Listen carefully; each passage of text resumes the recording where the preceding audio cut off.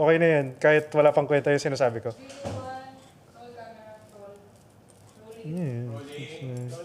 353-864. 353-864. Okay na yan. Hello. Nakakatuwa. Saan ka ba galing? Bahay. Bahay lang. Taga Makati? Pasig. Not too bad. Yes. Hinatid ako ng aking inaanak. This is my ride for today. Diba? Buti na lang. No Hindi Grab. No Grab. Inaanak. Mahal ng Grab, grabe. Which is why. Yung kapalit lang ng Magnum Almond. Yes, diba? Okay exactly. That's it. And peachy-peachy. Okay lang. What I usually ask everyone is, what's front of mind for you? What's in your head right now? Okay, this is where my head's at. Curious. Interesting. Where is my head? Diba? Like, it could be parang a project you're looking forward to, or parang an idea or concept na parang, I think you find yourself thinking about a lot. What's front of mind for you? Okay. What is front of mind? Are we starting na? Okay lang. Go lang. It's literally ako. Okay, what's front of mind for me right now is the fact na ang daming projects na pumapasok ngayon. So it's a mix of excitement and a little bit of anxiety kasi iba-iba siya. There's hosting, there's spit, there's content creation. So wala pang 2 weeks lang ng 2025. Oo nga eh. Parang naka 3 months na tayo. 'Di ba? In 2 weeks. It's insane. Ang dami nang nangyari. Nag-planning na kami ng spit for the year. Just, we're shooting this on the 15th. That was on the 11th. Correct. Birthday ko, Jan 7. Diba? So, ang dami na nangyari. It's been a hectic 2025. And where do you find, parang how's, you do your own stuff with the content creation, you do hosting, and then you do spit. Where do you find, parang how does that play into each other? At the moment, which I'm very thankful for, nung 2024, majority of the work that I did was with spit. And this was something that I wanted to do since I joined in 2006. Na alam ko, 06 ako. Okay, 06. Magkatrabaho, nandun ako nung nag-shoot tayo ng Minute Maid. Oh, wow! I was the audio guy there. That is a blast from the past. That was 2012? 13? 2012 in Quantum Cafe. Basta Makati, di ba? Yes. I was the audio guy. Crazy. I was just audio guy. Sige, makikinig lang ako. Record lang ako. Si Pepe pa yung... I remember distinctly that Pepe was the musician that time. Correct. That was a different members, different time, different everything. Yeah, I remember Happy was still part there. Yes. I don't remember a lot of the others. Yes. Parang I was just focused on the technical work at the trabaho time. Trabaho lang to. Ganun. Okay, natawa naman ako. Yes. Pero so you joined Spit 2006. 2006. And back then, nag-weekly shows kami. And that went all the way until the pandemic. Weekly, every single week we had a show. Where would these shows be? Right before the pandemic, we used to do shows in Commune Cafe in Poblacion. Before that, it was Commune Cafe on Valero. Tapos meron siyang poste sa gitna. So it was so hard to perform. Pero, we tried our best. And success naman. Before that, I think was Quantum. Before that was Magnet High Street. Magnet High Street, grabe. And before that, Magnet Katipunan. Yes. Yeah, I would see your bill on the marquee. Dati may Spit. Hanggang 20 viewers lang ata yung pwede doon, 20 audience members. Maybe. Sagad na yung 50. Super. Hindi kaya. Hindi kaya. Meron nang nakaupo sa sahig. Oo, wala na yan. Tsaka you wouldn't have space to perform. No. As in, I remember to get suggestions. Nung nanonood pa lang ako, I was a student who would watch them.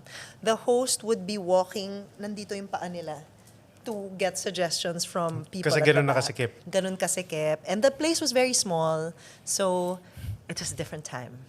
Such a different time. Very interesting. Yes. But, so, at least with you, now, I guess the main-ish thing would really be Spit. The main thing would be Spit.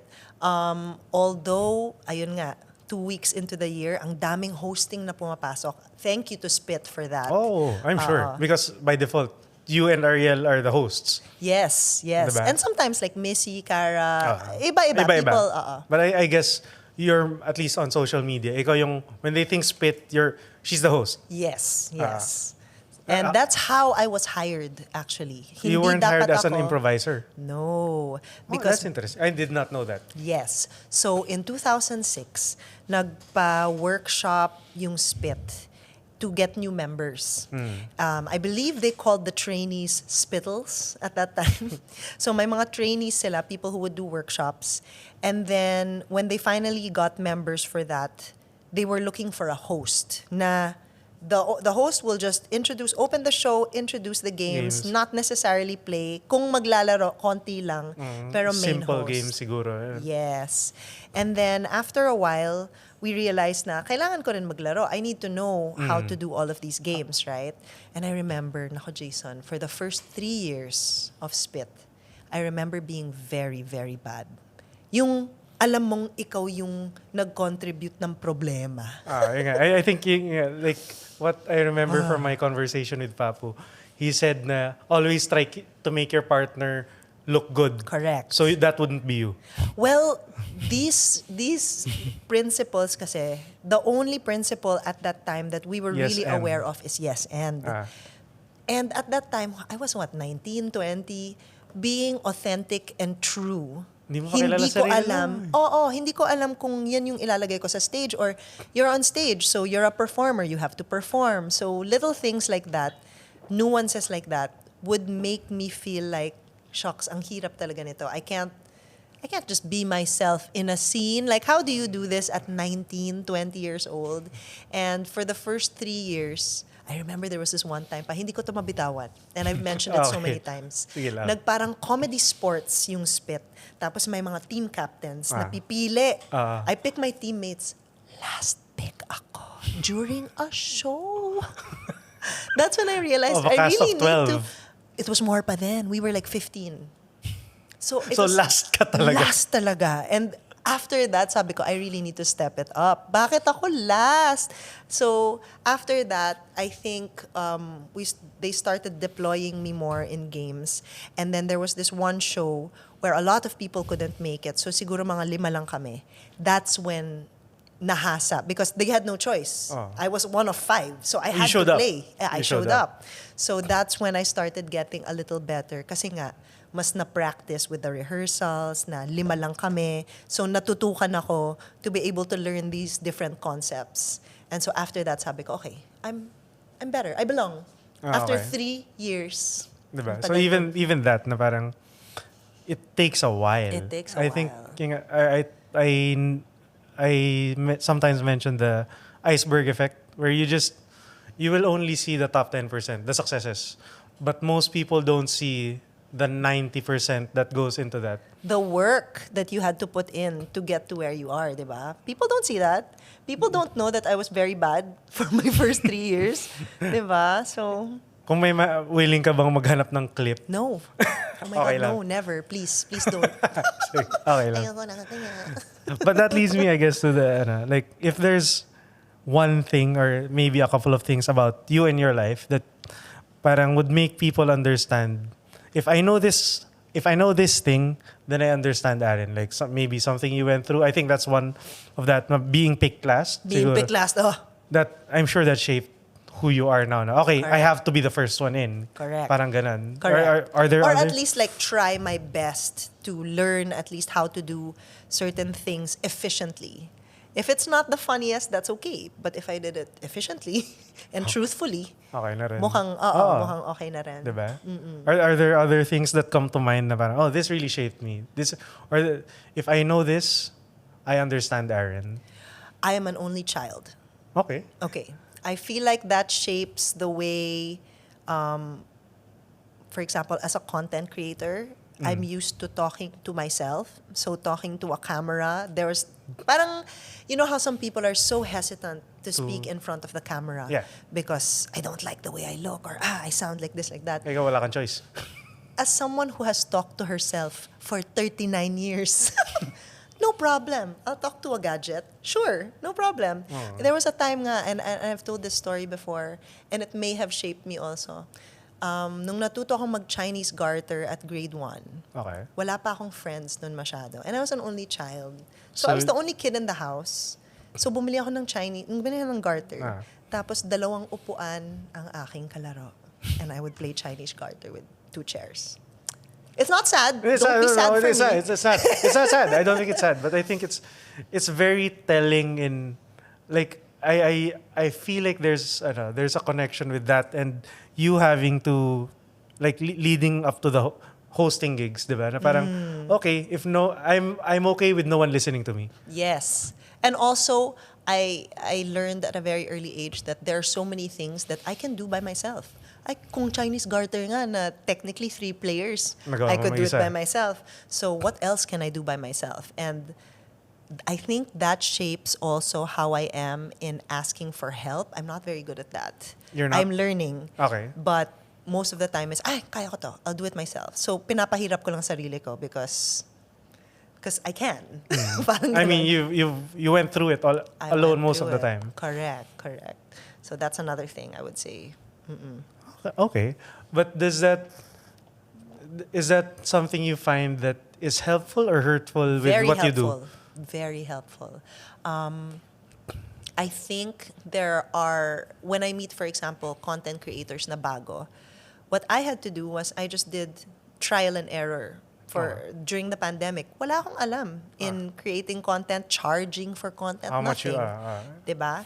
So I just kept doing it and I would watch videos on people who explained how they did it. Yung talagang self-learn. Text some friends who were doing it and be like, okay, let's say they ask for a short video. How much should I charge? Then they'll give me a percentage. So ako lahat yun. I had to learn all of that on my own until yun, one day someone just says, can I handle you? I'm like, yes, please. I don't want to do it anymore. But at least I know how it's done para hindi ako Magoyo. magoyo. I think that's the... What was that turning point na I'm curious though, like what made you say yes agad? Because based on what you're saying, I would feel like, hindi, kaya ko na to eh. Bakit ko pa ipapasa sa iba? I think what happened was the number of inquiries increased to a point na tinamad na akong sagutin yung mga email. So you were losing opportunities. I was losing opportunities because nawala yung drive ko. Kasi ang dami. And I'd be like, okay, this is too much. Anxiety to answer all of these emails. And there's so many back and forths that you have to do. So when I was offered a handler from an agency na international, tas sabi naman nila na, it's non-exclusive. You can still take gigs on your own if you want. Sabi ko, yeah. Yun na lahat. Lahat ng email. Please contact Daniela. Please contact. Okay, I guess it makes it easier to do your own thing, or at least the things you want to Yes. focus on. And I can concentrate yun nga on the things that I want to focus on, like just shooting, just editing, just hosting, you know. It makes parang less burden on me and more ability to get creative as opposed to technical work, paperwork, contracts. Contracts, accounting, parang okay, hate- meeting these metrics. Yes. Paperwork for me is the absolute worst. I can do it, but I hate it. But I can do it well. Okay. And I just don't enjoy it. it's interesting because I know you didn't start out directly doing this full time. No. So you had a corporate job before? It was in na-mention lang by a friend, finance, tama ba? Yes, I was in finance. I was a broker for government securities and treasury bills. Mag-usap tayo after the podcast. May mga tanong ako seryoso Okay. dyan. So more on investing stuff. Okay. Ay, wait lang. I deleted sige. it. Ha?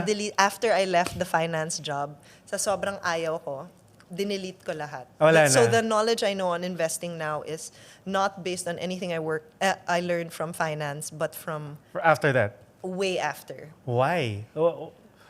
Why? Because it's interesting. Kasi nandun ka na eh. Parang you were at the core of the Correct. industry. But Correct. why forget everything and having to relearn it after? Well, my specialty at that time, not even specialty, the products Just the that job, I handled were government securities and treasury bills. And at that time... Feel free to tune out anytime. Yeah, diba? Okay lang yan. And at that time, these products, pang trabaho lang talaga. I didn't really learn it for my own personal gain. I was just doing it Kasi ito yung 8 to 5 ko. And because it was a job that I didn't really enjoy, what made me enjoy it was the friends that I made, but the job itself, hindi ko siya masyadong na-enjoy. So when I was free of it, sabi ko, Control Alt Delete. Ayoko na. How long were you at this job? 3 years. That's Matagal a din long yun, di time. ba? That's a long time. That's a long time. Yes. What made you start? As in, it was really just, okay, I need the money, I need a job, ganun lang. It's really funny. So the reason I started is because, well, one, Gabe Mercado, who founded Spit, told me, you know, Aryn, I know you don't want to do a corporate job, but I feel like you need to try it in order to say you don't like it. Okay. You parang don't hate it until you try it. uh, So that's one. Another is sila yung nag-ayos ng TIN, SSS, all sobrang that useful stuff. nun. Exactly. Sobrang useful nun. Nakakatamad pumila sa SSS, sa RDO. Yes. Yes. So they and did I that was so all- young. Yeah, I was 22. Wala pa akong any of those documents. So you had just graduated? Or I had ish? been working for maybe 2 years as a freelancer.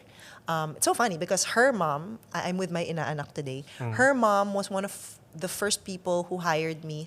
And I used to teach belly dance classes. O, diba? Yun yung racket. Sobrang layo. Diba? So Okay. I used to teach belly dance classes and I used to belly dance also at different events. And for 2 years, it was in and out of that. Belly dancing, hosting, modeling, commercials, a lot of freelance work. And then, parang one day sabi ko, I want to try this stability thing that everyone's talking about. Na sige nga, mag-corporate ako.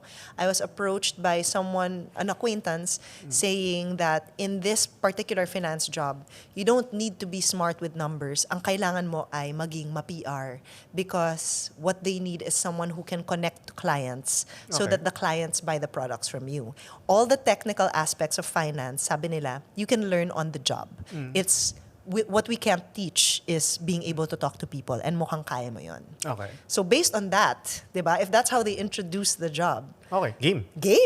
game. And there's a lot of money to be made in the finance industry. So, But I'm curious though, when did your affinity for just being able to connect or talk to anyone start? Because I'm guessing it started out with you talking to the mirror. you know, believe it or not, Jason, sobrang shy ako before Yun na nga joining eh. Spit. With Joining Spit. Because I joined Spit when I was 19. Okay. Diba? I was in college. So you were forced to perform, essentially. I was forced to perform, and one of the things that we were trained to do after every show is, okay, after every show, each person here in Spit has to approach a table and you have to talk to them. You have to ask them how the show was, if they enjoyed. Parang it was part of the training to Get talk feedback. to, yeah, not just to even get get feedback? just to be Soc- friendly, socialize with the audience, so that it's a very warm and welcoming environment. So, if you're forced to do that every single week week, for- masasanay ka. So that was from 2006 to 2020, 2019, till before the pandemic. Yes. Weekly shows. I had to do that all the time. And diba, when we get suggestions from the audience, we have to be able to talk to them so that they want to help us out. Hindi naman parang, ay, pahingin suggestion, parang, Correct, diba? correct. Now, So, I guess it's yun. a little easier now because most people know about improv. But I guess back then, parang, ano ba to? Oh, you give them paper. Ay, Okay. may ganon. Parang So, ayaw pa. Ngayon, parang, at least when I see the shows, when I'm with you guys, it's like, they're parang paunahan na yan eh. thank Diba? God. Makes your job easier. Thank God. So much easier. So much easier. So we had to go through so many years of that na when people come in, akala pa nila na okrayan namin sila because they've been watching comedy in comedy bars. We have to explain. Nah. I'm glad we are at a point that we don't need to explain anymore. But for many years, we Oh, start the show of with, course. what is improv? I remember those intros would be at least 3-4 minutes long. Correct. Now it's like 30 seconds. We do improv para kasama kayo sa show, pag pangit yung show, kasalanan nyo Kasalanan rin. nyo, yeah. Diba? Yes. It's just, ganun na kasimple. But Yes. I remember it being much longer, where you had to guide them through the process because I guess it wasn't as mainstream Yes. And that was always something that we struggled with, even during the pandemic, because we noticed that our contemporaries in the stand-up industry, sila Red, di ba? Red, Victor. Victor, everybody got big during the pandemic because they were performing online. And then when Red put up shows in Teatrino, puno, sold out all the time. And I remember thinking then na parang, bakit hindi ganito yung spit? Parang sayang naman. And I realized it's because we never put anything put out material there, di ba? And Red would. Ah. So I understand. But also, I feel like this came at the right time also. Why? Why do you think that? Do you think Spit wouldn't have been ready before? Or I it's a different think experience? It's a different experience because at the moment, I feel like all the members are so committed to the group. For a long time, we had members that, of course, were excellent players, but they thought of Spit as, this is my after-work wind down. This is, parang hindi siya, I will not give more than my performer ability. Pero ngayon kasi everybody has other jobs outside of just performing in the group. Yeah. Some lead rehearsals, diba? Some are the ones who I know handle inquiries. Bibay does inquiries. Happy birthday, Bibay. Happy birthday, Bibay. Yeah, so ngayon, we are at a point where everyone wants to do something other than just perform. So the growth of the group is better because everyone has one specific goal. So I feel like it came at a time when everyone could handle it, everyone is ready. And the youth na sila Papua, youth na yan. Compared to all of us, di ba? They are the ones who were really the driving force to bring us to where we are. Yung drive and yung thirst was there. Kasi kaming mga sila Monica, we were ready to call it quits and be like, alam mo, yung estudyante natin, magaling na sila. Sila na lang magpatuloy. Correct. Pero sila Ae, Papu, no way. We have to continue to do this, especially now that they're in the group, di ba? Syempre, we have more drive. So I remember having conversations with Papu, I want to say, early to mid 2023 about, I think that was around the time he had just joined Spit. Tama ba? Yes. And parang he said, okay, let's, he wanted to bring Spit to a bigger audience, just do more. Tapos sabi, okay, sige, let me know how we can help. Yeah. Tapos I'm very glad that, I want to say about like a year and a half after that, doon ko na nakita, okay, they're starting to do reels. Yes. At that point, I was thinking, okay, it's just gonna be a matter of time. Because I think, I believe in the theory of, I don't care about the viral hit. I care about what I call the library of work.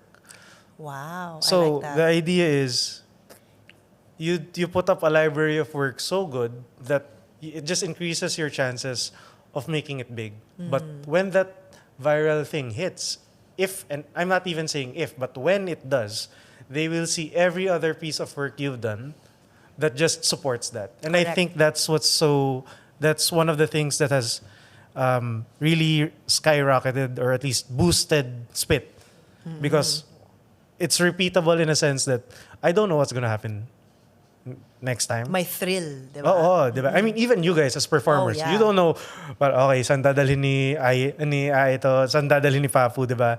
So okay, sige, let's just take it to a better place and figure it out. But what I want to understand is, how does that experience or your life experiences, how do they change your style of improv and what you do? Because the way I see it, at the very least, I know you take, I would say, sometimes bolder choices compared to your castmates. I actually would like you to elaborate on that. What do you mean that I make bolder choices? I guess, something that I wouldn't normally expect. Kumbaga, parang there are some ideas that you'd normally say, okay, it's parang you normally see a path, and then you're one of the improvisers I normally would see na, I didn't see that. Kumbaga, that's at least parang that's where I normally see it na parang hindi ko naisip yun .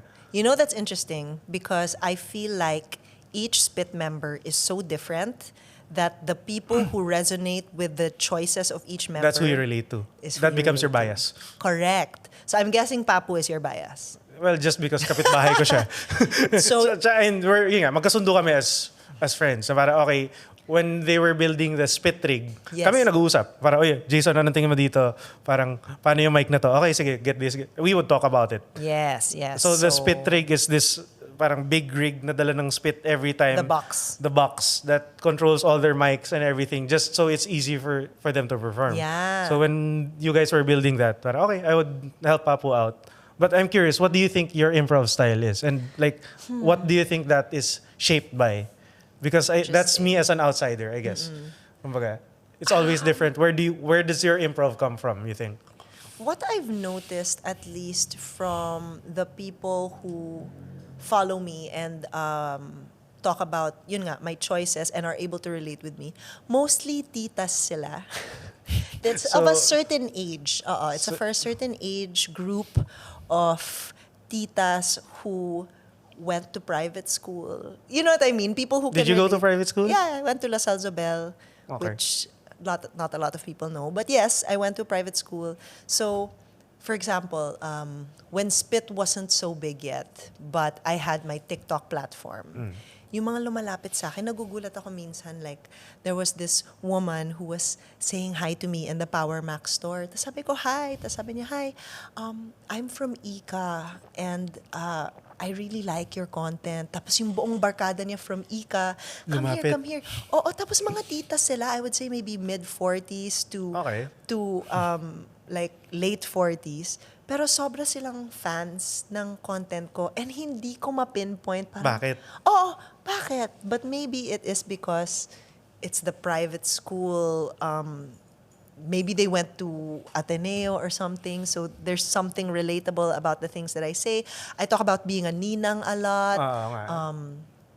Ano pa ba? Iba-iba eh. I feel like my background growing up is something that a lot of people were able to experience. And so when they hear me make choices that are relatable to them, Something about Taft, di ba? something Or about Taft or DLSU like or- going to Glicos in Glorieta 4. You know, there's a certain group of people that were able to do that. I think also I hit a lot of nostalgia points for people who grew up around my time. And mukhang a lot of people who comment on my TikTok videos, nakaka-relate sila sa growing up in the South. So I feel Did you like grow up in the South? I did. I grew up in the South. That so, makes sense. Yun, di ba?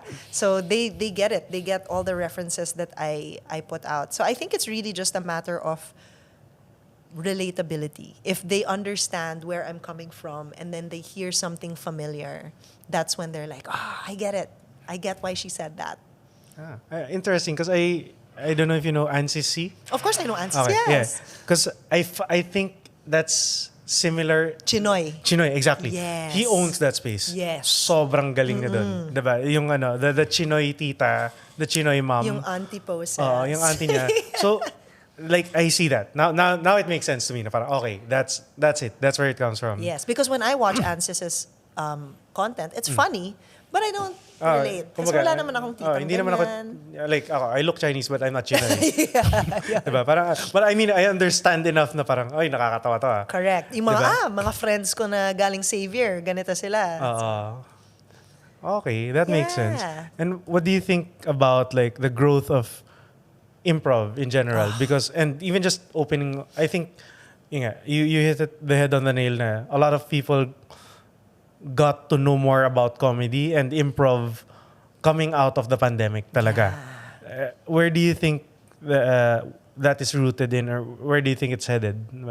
Where do I think it's headed? Wow. I am very delusional.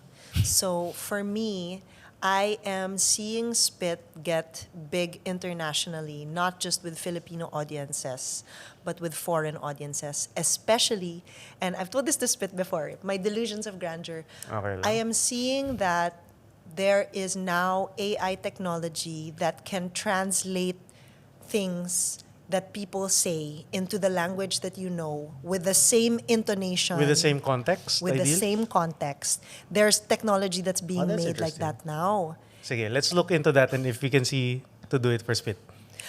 Let's Teka try. lang, I think it's still being made. But, Okay lang. diba, you asked me where it's going. I feel like when we start to make our reels and then that technology comes out, suddenly Filipino improv will be understood by a worldwide audience. And I have a feeling that some of the reasons people watch us is not necessarily just for the improv, but because they see how Spit gets along. Like, it's watching a barkada. It's like watching Friends Yeah. on TV, diba? As in Friends, tan, tan, na, na, na, na, na, na, na. Akala mo, totoong friends sila. So you're watching them do the most random things. I feel like that's part of the charm of the group. So whether or not an audience is impressed by our improv ability, I think it's also entertaining to watch a bunch of friends do stuff with each other. Yeah, and I think that's one thing most people don't see, na barkada talaga kayo. Yeah. And I think you genuinely care about each other. Hindi siya parang pera-perahan lang. Oo, hindi talaga. Kasi Hindi talaga. at least one thing I know you regularly do is something called the check-in. Yes. Could you tell people about that? Because I've been a part of one of your check-ins when we did shows together. In Baguio? In Baguio, dito rin ata. Yes. In Minsan. So, like, for those who don't know, what is a check-in? How does that go? Because Okay. I think, like, that's a practice that a lot of people can really get a lot out of. Yes, and learn from, di ba? Exactly. So a check-in, usually when we start anything, a rehearsal or a show, Spit gathers around in a circle and we do something called a check-in. And a check-in is each person in the circle gets a chance to share whatever it is on their mind or tell a story about something that happened to them recently. Anything that they're willing to share with the group without being interrupted by anyone in the group. So No it's just judgment. your chance. No judgment, no sound, nothing. Bawal rin sumabat, di ba? Tama ba? Pwede. Technically bawal, but I mean, it can't be helped sometimes. Especially pag sobrang close ninyo, Okay. diba? But it's a chance for everyone to let the group know where they're coming from and where they are that day so that if there are any accommodations needed, for example, I sprained my ankle. Okay, guys, wala tayong mga Super dancing. physical games. Or even, for example, I got fired from my job today. Okay, guys, walang jokes about losing your job or something like that. So it puts everyone, it makes the circle a safe space because nga walang judgment, walang susumbat. So you can say whatever you want. And most of the time, this is the chance before we work for Spit to say something about what happened in their day or share a story just so that may alam kami about you. Any changes, anything new.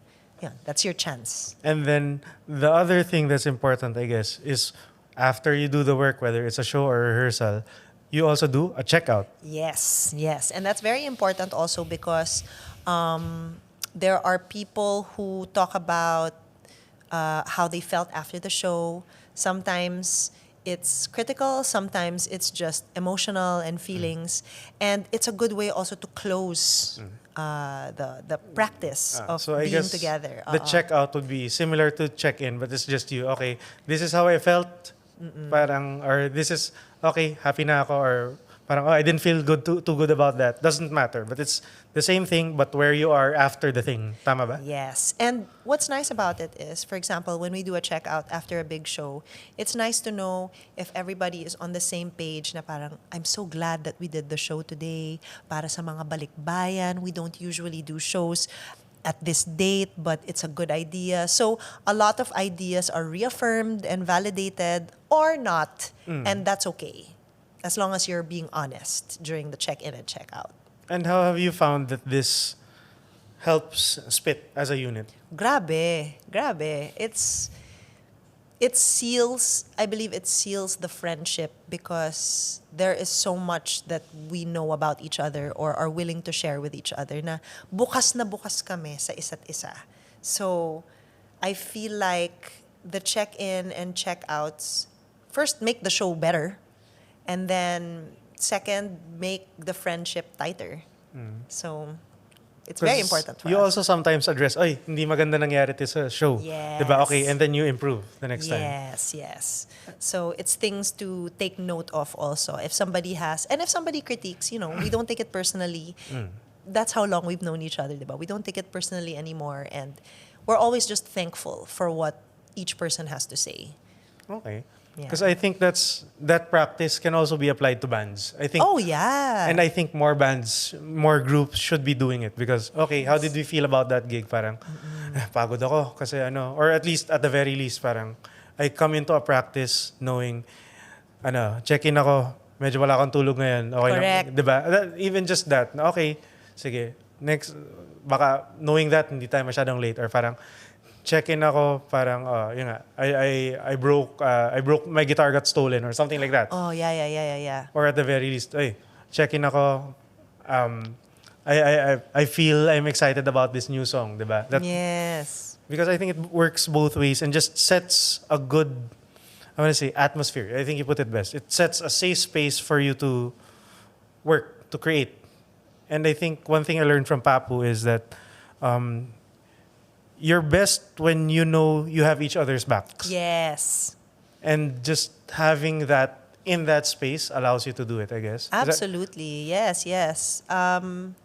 Yeah, because we're able to accommodate certain things that we wouldn't have known of if you didn't give a check-in, diba? So, very, very helpful. And actually, yung boyfriend ko, when he saw, because when we were dating, he used to watch me teach my class online. Like, nandun lang siya, he could hear it.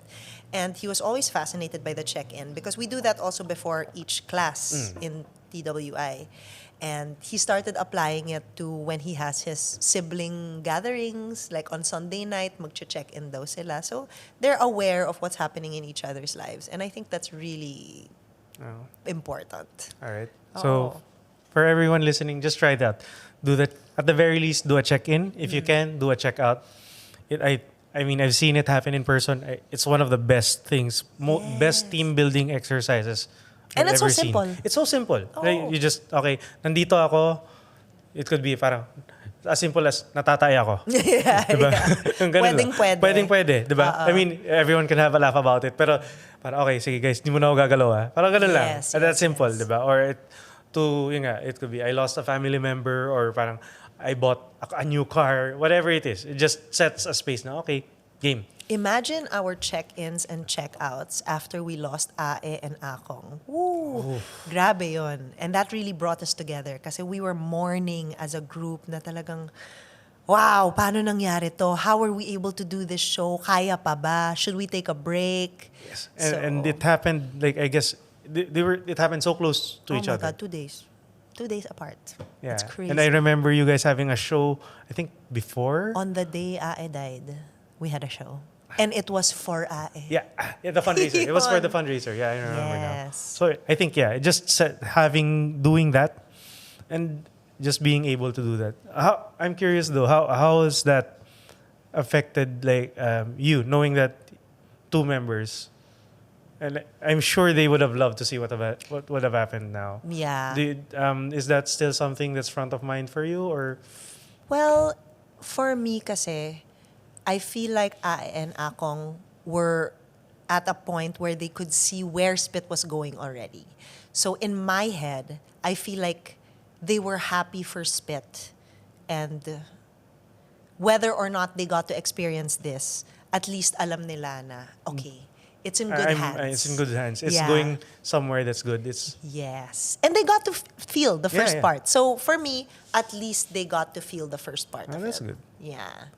I'm curious with all of these experiences, like how do you think now? Like, what are your core beliefs as a person? What have you found that okay, I keep coming back to this ideology or this mantra of sorts based on how you've lived so far? I think my biggest mantra would be to be yourself at any cost. Like, At any cost. at any cost. Don't change yourself for anything because, and I figured this out when I became a content creator, my market ang lahat. What do I mean by that? I mean, when I started on TikTok, may mga live streams na may bibe sa loob ng isang batya, tas nakatutok lang sa kanya yung camera. And Tas but it ang would be daming like mga 10,000 and streams people more. donating money. Lahat may market. If there are 10,000 people who will watch a duck do nothing and give money to the duck, then you can do anything you want and still succeed. You just need to find the people that like what you like. And I guess for you, it's Titas from the South. Titas from the South, titas from private schools. I would say a lot of Gen Z followers comment on my content also because for them, they feel like, wow, there is this girl who is so outspoken about everything, things that I would never think of saying in public. But I like it. I'm enjoying her content. People are sharing it. So I think that's another thing that people find fascinating. Na parang, wow, she can say all her thoughts. She talks about her ex. She talks about her love life, about her heartaches. And that's not something that's easy for people to do, di ba? Of To course. reveal your personal details online. But ako kasi, I mean, it's a story. it's a story, and you're able to relate to someone. I think. Yes, and a lot of people can relate to the things that people go through. For example, everybody has gone through a breakup. Everybody has gone through switching jobs. So I think the things that I'm able to bring to my videos is something that people can resonate with, and that's why they watch my content. Yeah, and I guess leading into that, you're one of the few content creators who actually talks about more and even promotes more adult stuff. Yes. How has that treated you so far? Because I'm sure it's a very parang it would seem a little counter to the titas of Manila. On the contrary. Okay, tell me more. I Sige. feel like the titas of Manila like watching it, like I said, because this is something that I would never talk about in public. But wow, look at her. She doesn't care.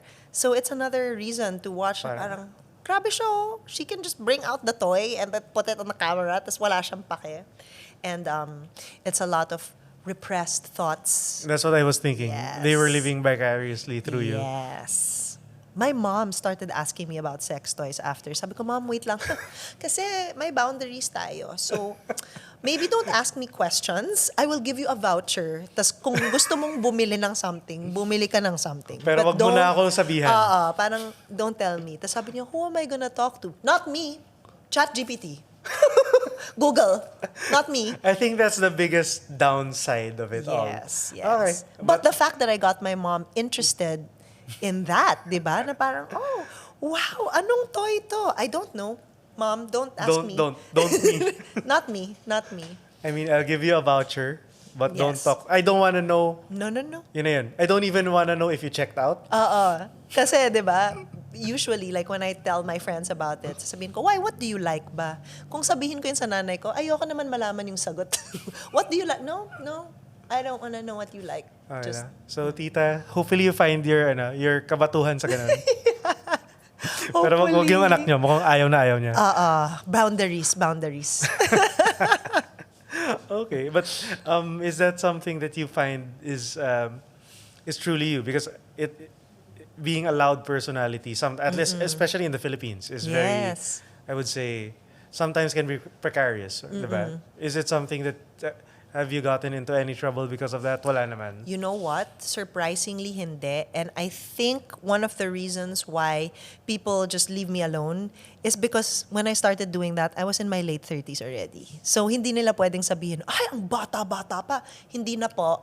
This May is an informed choice. This is an informed choice. And I realized that there are a lot of people that don't know about things like this, about the reproductive health. Diba? It was a big problem with our reproductive bill also. So I felt like what I was doing was also sort of a service to let people know that sex is something that's normal. Like, hindi mo lang alam. Probably ginagawa ng mga anak niyo to. Hindi niyo lang alam. And it's better to do things like that equipped with knowledge rather than, ay, bara-bara na lang. Diba? So I felt like being able to talk about that openly was a service. When did that first start? Or how did you get into that? Because I don't think anyone starts with that conversation in mind. Diba? Or talking about that from the offset. Now, okay, I'm gonna talk about this agad. Do you want? I remember I started making content like that when I was single. But I got the boost when I started watching content of different female creators talking about women empowerment, and how is sex a part of women empowerment? How is understanding all of this a part of empowering women so that they know what to do in certain circumstances? Situations. So I saw a lot of American content creators making that, but I didn't see any doing it here. So sabi ko, you know what? If they're It's- doing it there, I'll do it here. I'll start it. If people need someone to be the face of reproductive and sexual education, okay lang naman sa akin. And I'm friends with, do you know, Doc Rica Cruz? She's like the champion psychologist of the Philippines when it comes to sexual therapy. I went with her to college. So I've known her since then, and she's been like doing this and informing people on Boys Night Out and on her own content. She had a TV show. So sabi ko, you know what? She can be the scientific medical arm of this. And then I can be the regular user that most people can probably relate with. Diba? Okay. And I guess that leads into how you help people. Because I think, what do you think, at least from my Wow, ang eyes... savior ng dating. I help people. Hindi na. Pero kumbaga, I guess it's more of, you become like sort of a surrogate. No, I can't say this, but I'll share it to my friend. Yes. Na parang sinabi ko na rin, pero hindi ko sinabi yan. Here, watch this video. Diba? Ganun lang. Yeah, like if you don't want to say it, at least there's a video that shows you, ito. And she's from here. Alam mo yan? Tita of Manila to. Pakinggan mo to. Ganun. So then let's do the reverse. How can people help Aryn out? What can they do to help you? And just in being a better you, kumbaga, being able to truly be yourself. What can other people do to help that? Wow. I guess, that's an interesting question. How can people help me be me? I guess just coming across as someone who, Go lang. after, Hindi namin i-edit yan. okay. Perfect. After siguro interacting with me, I guess you can face me with no judgment. I guess that would be the main thing. Although at this point, I don't know what people can judge me for anymore kasi sobrang open Bukas ko. na. Yeah, so I don't know actually. How would people help? I guess I'm still on a constant quest to grow. So if there are things that I need to be educated about, I am okay with being open to learning it. New technology, for example, if there's new stuff coming up, AI. I feel like there's still a lot of things that I can learn. And it's in my top 5 strengths na learner ako. So I like it. I like Okay. learning. So if you want to help me be myself, teach me something that I like. And I feel like magagamit ko siya in my quest for Are there learning. any particular things top of mind that you'd like to learn? Maybe someone, Papu and Carl have to teach me how to Rubik's Cube. Rubik's Cube. Okay, I Papu have and one. Carl, turuan niyo si Aryn. I've asked, and it will happen. Okay. My Sige. nephew tried to teach me also. Hindi lang talaga pumapasok, but I Alright. would like to do that. Another thing that I would like to learn is to be less reliant on my phone. Because as a content creator and a consumer, the lines are so blurred. So hindi ko na alam if I'm scrolling for work or if I'm just doom scrolling. So that's something that I want to sort of hold back on na. Okay, chill muna sa social media. Let's do puzzle. That's why I want a Rubik's Cube, diba? Let's do puzzles. Let's do coloring. Let's do something less digital and more analog. To that, I have something that might help. I learned this from a friend of mine who made an alternate social media account. Pero digital pa rin. But the idea is, it has a completely different feed from what you normally do. So, my friend, at least he did this for research, he had a social media feed na parang puro squatters lang yung fina-follow, ganon. So he would see a completely different side of social media. A different friend naman, what he did was, on his social media, he just followed NBA and like a cooking channel. So that way, his feed would just be things that would make him feel good. So if he was feeling bad, he would just go to that page, account, and then that's all he would see. What I do now is I have one social media account, a YouTube account, where it's all just learning. So if I know I'm doing something weird or okay, wala nang kwenta yung sinuscroll ko, I switch to that account and then okay, at least I'm learning something. Okay. My YouTube is very interesting because it has a mix of yung mga binaural beats. Para ganun lang. It's a mix of US showbiz news, Diddy, mga ganyan, yung mga conspiracy theories. And then, I have mga arts and crafts. So there are sometimes na may origami dyan. So, nag-origami ako, really just to get off my phone. So, I will take your advice into consideration or I'll just grab someone else's FYP tapos doon na lang ako magsascroll para ibang-iba talaga. So yun, I find that just changing your algorithm, Yeah. as in intentionally changing your algorithm. So sometimes I do it with my music as well, my music listening. So I would intentionally ask someone, "Ay, sino pinapakinggan mo?" And then they would give me an artist I wouldn't normally listen to. And instead of listening to one song, I would listen to the whole discography. Interesting. So that breaks your algorithm into something different lang.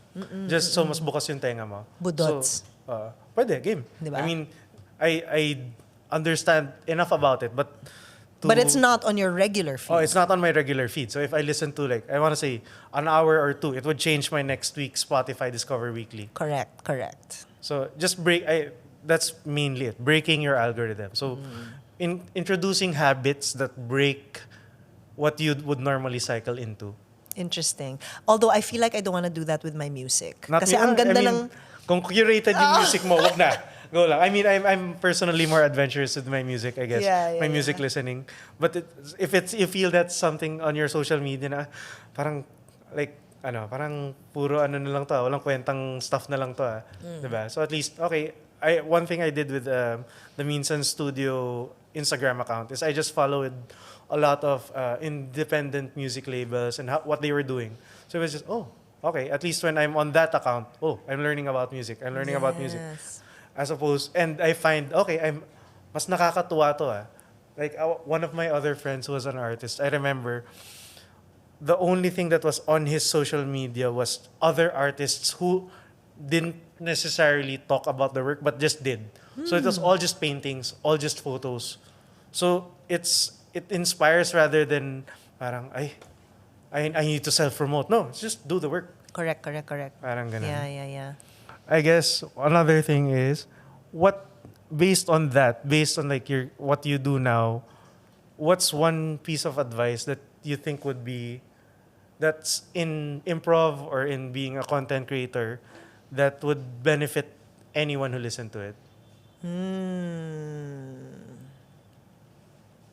I think I want to defer to an improv principle, which is, I'm trying to think of the right one. Because yes and is great. It's great, but sometimes you don't want to say yes. Yes, and there are boundaries that need to be set. So, although it's good for finding opportunities, I feel like yes and isn't the advice to give. Maybe it's making your partner look good. Like in any instance, always assume the best instead of assuming the worst. Because there's also a lot going into manifesting, diba? Like if you think of all the problems, you'll manifest the problems. So I would say assume the best in everyone so that if someone says something to you, you don't take it as an attack. You take it as they're probably telling me this because X, diba? And a lot of people get into situations because they always assume the worst. So I would say assume the best, and in that way you're making your partner look good because you're seeing them as someone who's doing something for the benefit. Give them the benefit of the doubt. All right. With that, we have a small tradition in the podcast where the previous guest, in this case, your castmate, Yes. Papu, without knowing who the next guest was, left a question for you. And his question was, kung magkakaroon ka ng pagkakataon gumawa ng bagong gobyerno para sa mga Pilipino, ano-ano ang mga polisiya na iyong isa sa batas para makasiguro na ang kanilang buhay ay magiging mas ligtas at masagana kaysa sa kung ano ang Haba ng question pa ako. tinatansya nila sa kasalukuyan? Essentially, what would you enact so that the people's lives are better now? Food security. People have issues because there are people who are hungry and there are people who are not. So that's one.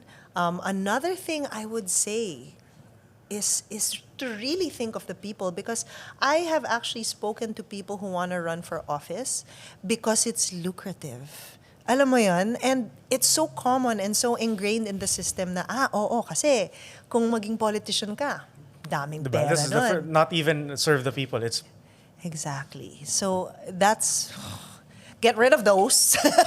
I would get rid of all those people and keep the people who you know are going to be using the budget of the people for the people. Hindi yung para, may bago akong kotse, may bago akong ganito. And it's so common. You know what I would do? I would dismantle the whole system. dismantle the whole system. That's what I would do. and put up something new. People, let's have people cater to each other's needs, and that's of every class. Na parang listen, check in, di ba? You would Check implement in. a check-in. I would implement a check-in. I think having a check-in in government would help a lot. I think a lot of improv principles would help government a lot. So making your partner look good, you want to make the people look good, and the people want to make the leaders look good. So it's a collaboration between the two. Ayun. So improv, I would dismantle the system and implement a check-in. I like that. Yes, All right. A check-in government. check-in government. All right. In line with that, without knowing who the next guest is, maybe you could leave a question. You don't need to say. Kumbaga, What a would my question be? Ikaw bahala. That they would answer. Without knowing who the guest was, just think of a question na, I'd like to know the answer to this. Sige, sige. And while you're thinking of that, you could also think, sige, gawin mo muna yan. But you can look at it, right? Yep. Okay. Ayan. Today, Today. As in ngayong araw na to. Okay, sige. I like this. Nice, no? I like this. And then the last thing I want to ask is, I love music. Minsan Studio is really founded more on, I guess, music more than anything else. What we do is we build a playlist based on the guests' answers. So what's one song you think more people should be listening to, or what's one song that's stuck in your head? What's one song you would add to the playlist? It could be your song, it could be anyone else's song. Oh, it can be my song. Ikaw bahala. You can plug it. Ikaw bahala. That's the selfish answer. I know. It can be my song. It could be your song, it could be someone else's song. It doesn't matter. And tell me why. Why you want to put that song. Interesting. You know what? Hindi ako malalim when it comes to It's okay. music. It's okay. So I would say Yes and by Ariana Grande. Why that song?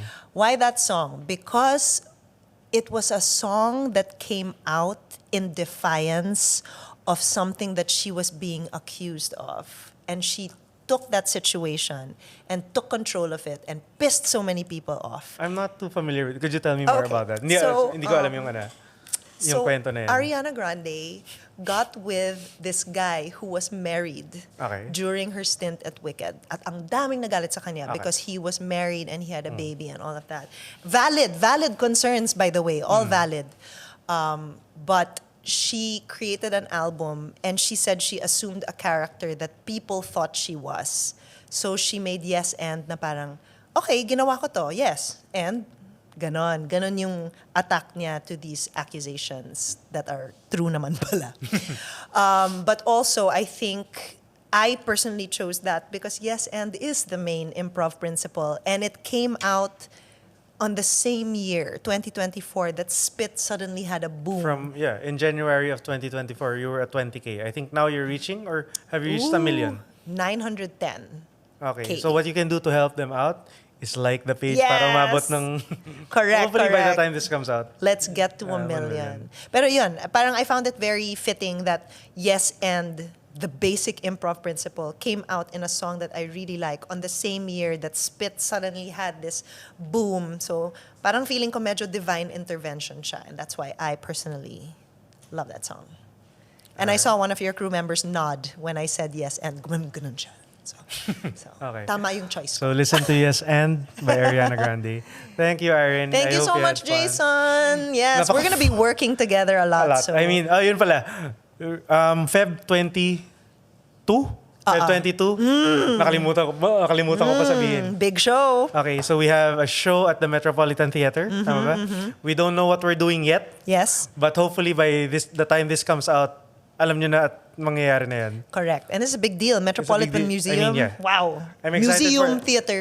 Metropolitan. I'm excited for that show. The Minsan team is excited for that show. Same. Gawa tayo na maganda. Yes. Thank you, Aryn. Thank you Hope so had fun. much. Alright.